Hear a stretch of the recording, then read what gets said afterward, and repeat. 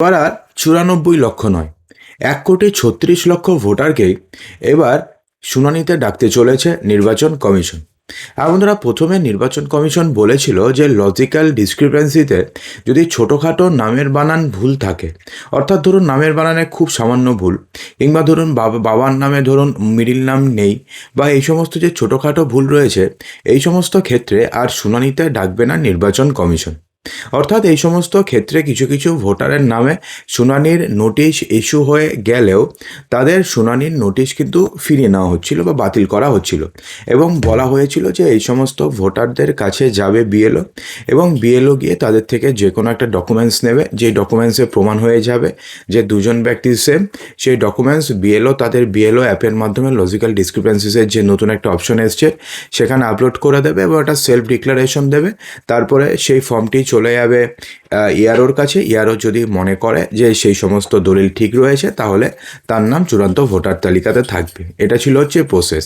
কিন্তু recently supreme court order দিয়েছে যে যেই সমস্ত নাম বা যতগুলো নাম লজিক্যাল ডিসক্রিপেন্সিতে নির্বাচন কমিশনের কাছে আছে, সমস্ত নামের তালিকা প্রকাশ করতে হবে, এবং সেটাকে গ্রামের ক্ষেত্রে পঞ্চায়েত অফিস অথবা ব্লক অফিসে, এবং শহরের ক্ষেত্রে পুরসভাতে টাঙিয়ে দিতে হবে, এবং এমনভাবে টাঙাতে হবে যাতে সবাই বা সবার নজরে আসে।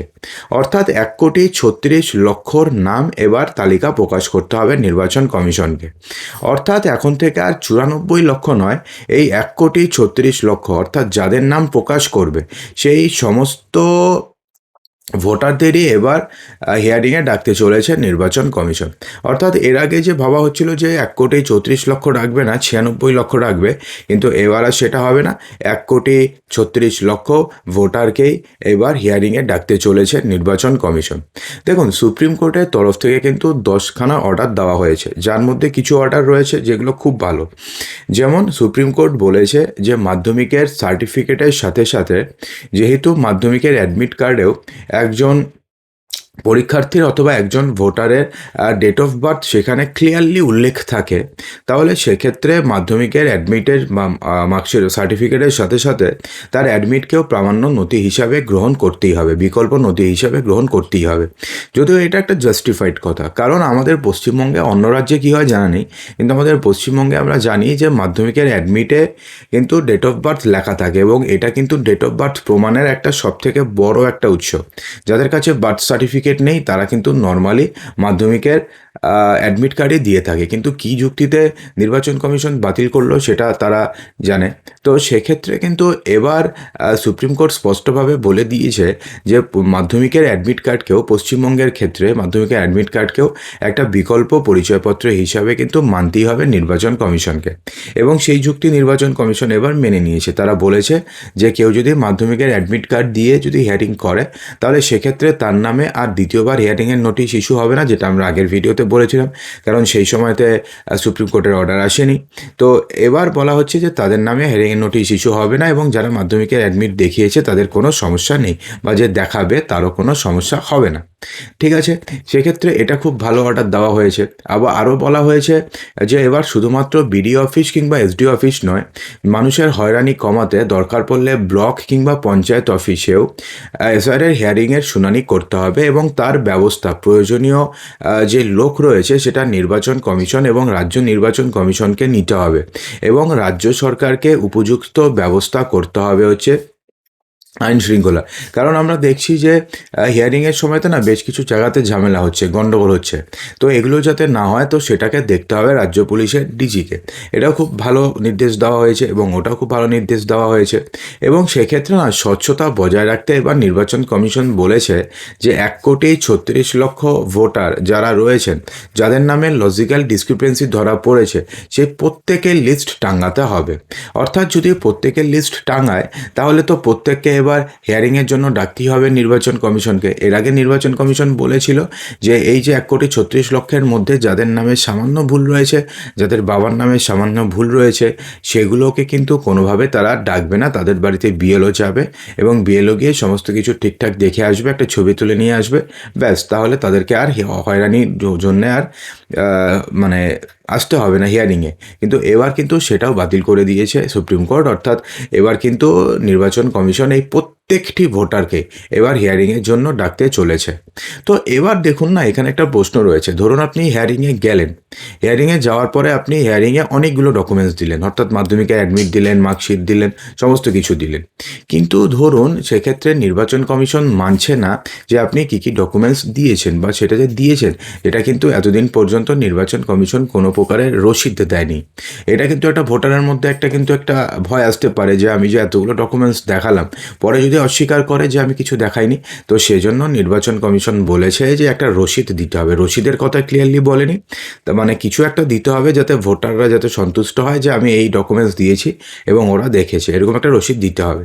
এটাও কিন্তু একটা খুব ভালো নির্দেশ, এবং এটাতে কিন্তু অনেকের মনে একটা আশ্বস্ত হবে যে ঠিক আছে আমি দিয়েছি, যেটা আমি আমাকে রসিদ দিয়ে দিয়েছে, আমি সন্তুষ্ট যে আমি দিয়েছি। সেক্ষেত্রে পরে যদি কিছু হয় তাহলে সেক্ষেত্রে পরে দেখা যাবে। দেখুন এখানে না একটা সবথেকে বড় প্রশ্ন রয়েছে যে সুপ্রিম কোর্টে নির্বাচন কমিশন কিন্তু স্পষ্টভাবে বলেছে যে ইয়ারও যদি মনে হয় যে একজন ভোটার যে ডকুমেন্টস দিয়েছেন সেই ডকুমেন্টস দেখে যদি ইয়ারোর মনে হয় যে সেটা দিয়ে কোনোভাবে প্রমাণিত হয় না যে তিনি ভারতীয়, তাহলে সেই ইয়ারোর কাছে সেই পাওয়ার রয়েছে সেই ব্যক্তির নাম ফাইনাল ভোটার তালিকা থেকে বাদ দিতে পারবে। সেটা কিন্তু ইয়ারোর পুরোপুরি দায়িত্ব রয়েছে, পুরোপুরি তাকে স্বাধীনতা দেওয়া হয়েছে।